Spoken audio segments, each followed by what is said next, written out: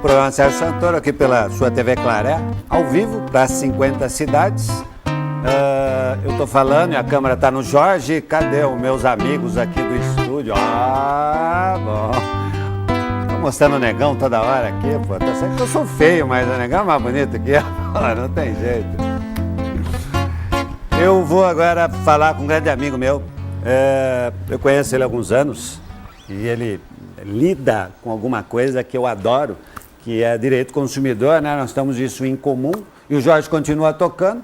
Por que você parou? Eu vou mandar você embora. Não faça isso. Então continua tocando, muito bem.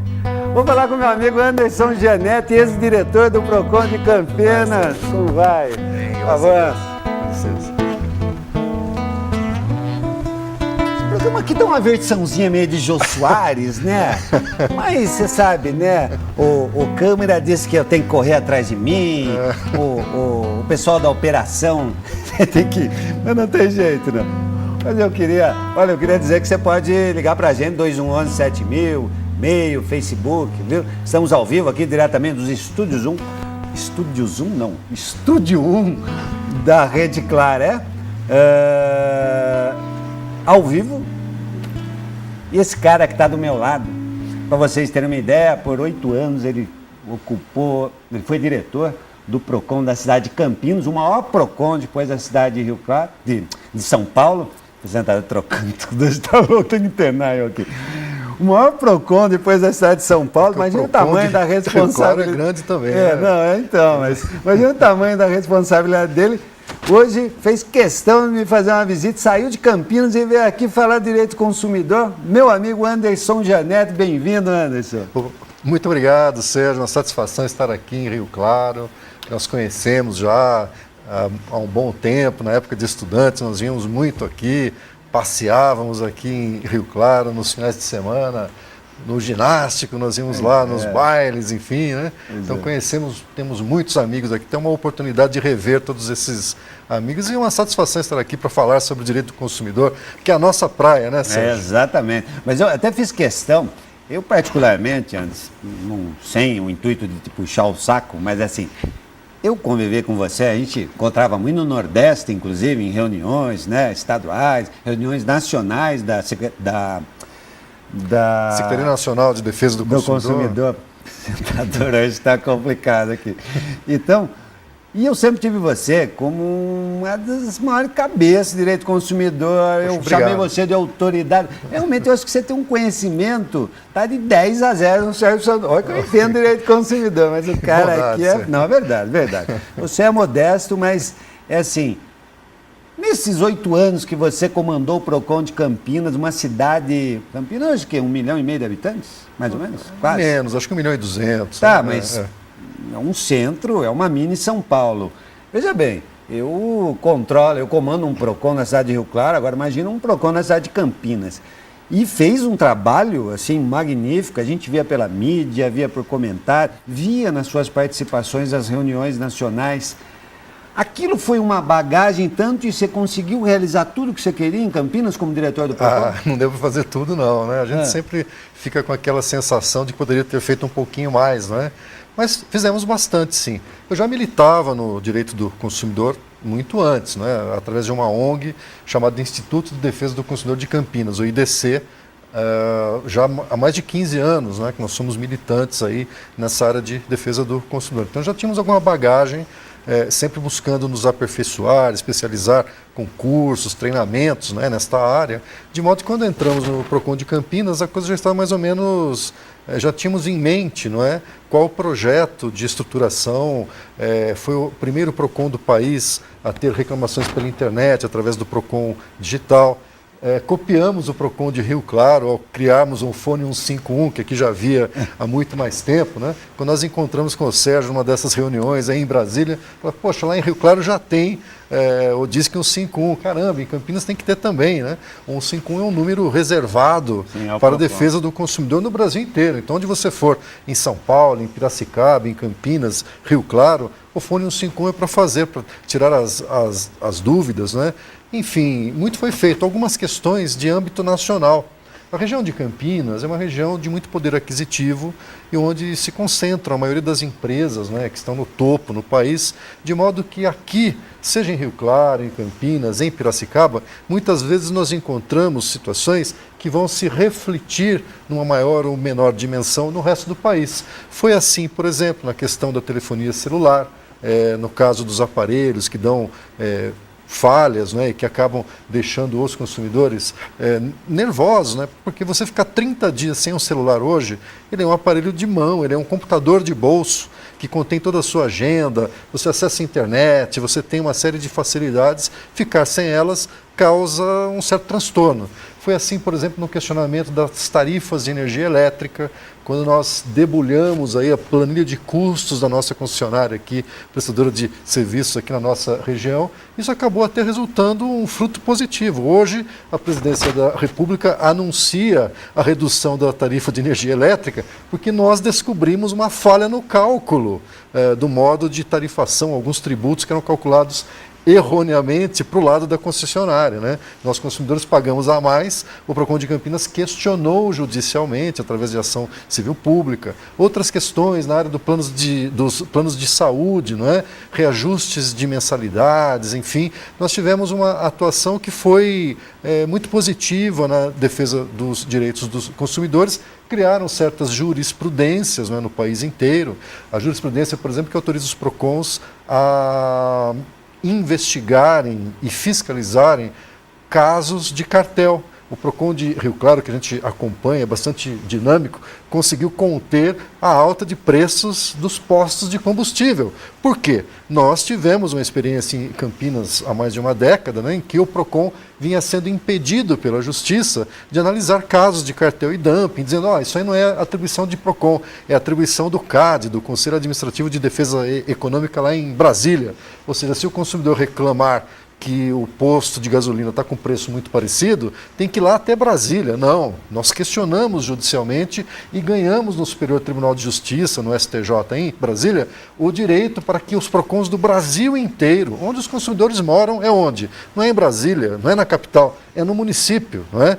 E assim sendo, se há um problema, uma suspeita de cartel no município de Rio Claro, cabe ao PROCON de Rio Claro investigar. Se há uma suspeita em Piracicaba, em Campinas, cabe ao PROCON local. Nós ganhamos esse direito. Então, foi muito positiva, Sérgio, a nossa passagem pelo PROCON, porque nós tivemos condições de ampliar a defesa do consumidor em situações que nós acabamos identificando de uma maneira um pouco mais isolada em Campinas, mas que, de certa forma, por conta da pujança econômica dessa nossa região, não é? Isso acabou sendo uma amostra do que acontecia no Brasil inteiro, e com essas atitudes nós acabamos, então, ao defendermos o PROCON de Campinas, em algumas circunstâncias, estendendo essa defesa para toda a região, para o Estado e talvez até para o país inteiro. Eu estou conversando aqui com o ex-diretor do advogado, né, ex-diretor do PROCON de Campinas, Anderson Gianetti, e você pode falar com a gente ou fazer a sua pergunta, 2111-7000, e-mail, Facebook, enfim, está na tela aí. O Anderson, naqueles 8 anos que você comandou muito bem e brilhantemente o PROCON de Campinas, qual era a maior encrenca que você achava que aparecia lá? A telefonia, né? Acho que os campeões aí sempre foram, mais de 50% dos casos, mais da metade dos casos, tinham a ver com empresas reguladas, né, pelas agências reguladoras. E qual foi a maior encrenca que você lembra que você arrumou em 8 anos? Eu arrumei um monte, né? Você também deve ter arrumado. Né? É difícil, né? Porque realmente tem muitos interesses aí, não é? Nós tivemos a questão da alta dos estacionamentos dos shopping centers. Eu acompanhei pela TV grande. Isso. Nós conseguimos impedir esse aumento por um montão. Baixar o preço, baixamos, né? na TV. Nós tivemos até mesmo a questão da concessionária de energia, um falso plano de saúde que tinha os débitos na fatura de energia elétrica, não é? Então, os consumidores tinham esse débito, eram surpreendidos com o débito de R$ 11,90 e, quando iam averiguar, descobriam que se tratava de uma espécie de cartão de desconto que prometia benefícios em consultas médicas, né? Então, também houve lá uma lacração muito grande de algumas clínicas, enfim. Sempre que envolve a saúde ou a segurança do consumidor, são casos mais marcantes. Um grande hipermercado lá de Campinas, mais de meia tonelada de produtos vencidos, não é? Porque o PROCON também tem a competência de fiscalizar, né, Sérgio? Então, quando você vai fiscalizar um estabelecimento comercial que vende produtos alimentícios, né, e os produtos estão com a validade vencida, isso realmente é muito grave. Então, é muito gratificante também ter esse trabalho preventivo, em que mesmo sem que o consumidor perceba, você tira fora de circulação produtos que estão impróprios ao consumo. Eu não vou perguntar para você que você tinha medo de brigar com grande, porque você nunca teve medo, é que nem eu. Também não tenho medo de brigar com gente grande. As construtoras, né? A gente não consegue fazer o trabalho da gente. Essas obras do Minha Casa Minha Vida, que teve atraso na entrega. Exatamente. Eu vi que também aqui em Rio Claro houve esse questionamento. Fui para cima, sim. A gente não tem medo de cara feia, não. Não, eu também não tenho. Eu acho que a gente tem que ser profissional, né? Afinal de contas, por isso que você fez um bom trabalho. Mas tem um consumidor aqui, ele é um consumidor, né? Aliás, é um consumidor, um telespectador que está perguntando para você, muito obrigado pela audiência, o Diolindo da Silva, e está perguntando para você o seguinte, sobre a energia elétrica, se não atingir o limite, se a pessoa tem um direito de pagar mesmo não atingindo o limite. O direito de pagar atingindo o limite? Porque assim, ó... Seria tarifa social, Sérgio? Se pode, o jeito que está a pergunta aqui, sobre a energia elétrica, se pode pagar se não atingir o limite. O que eu estou entendendo, porque ele não vem a conta. Se você quiser pagar e não atingir o limite, você não pode pagar. E aí eles vão... Sim. Tem alguns casos em que, não havendo um consumo, não compensa para a concessionária enviar aquele boleto de cobrança todos os meses, mesmo cobrando o mínimo, não é?